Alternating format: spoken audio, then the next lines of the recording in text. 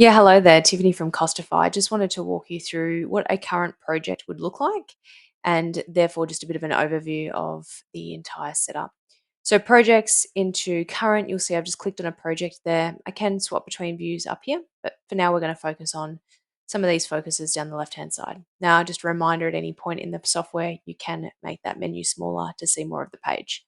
Now, this overview page is probably one of the most exciting things from the project current perspective.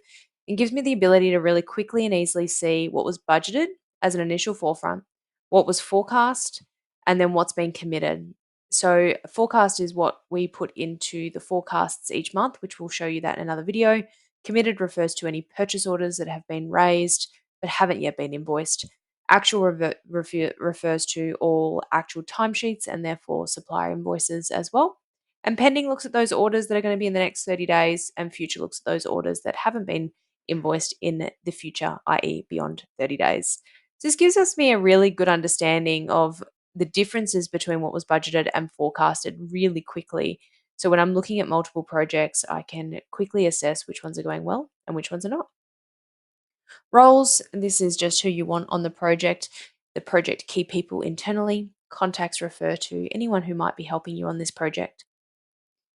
Subcontracts, this is the subbies that you'll be using, and you have the ability here to actually add a subcontract to the project and then take the orders and invoices, therefore, against this subcontract.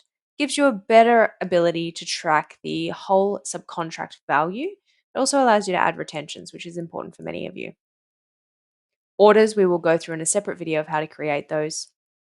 Timesheets we'll also do separately. Labour is a consolidation of all timesheets, so you can see exactly what wages have been budgeted against actuals, man hours, and therefore the final rate. Claims, these are client invoices, and retentions will be enabled on there if it's been turned on in the setup view of the project. Forecast will absolutely be approached in a secondary video because there's a lot to that. Variations will also be approached in a second video. Revenue here lets me see what was original scope, were potentially any overscope or variations will be shown separately there for me to just see what was submitted versus what movement has been there. These last few focuses down the bottom here give me the ability to see a little bit of a summary and some reporting at project level. You'll see the cost type breaks into our 4 major cost types, so I can see what percentage of each have been used and what costs against that budget. I also have the ability with these little arrows here to dive into any of these costs pretty easily and see what budget has been remaining versus the percentage that was spent.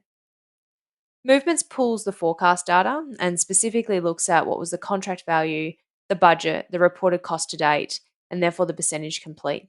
So you'll be able to see this on month to month, exactly how much that reported cost to date is changing and therefore the percentage completed.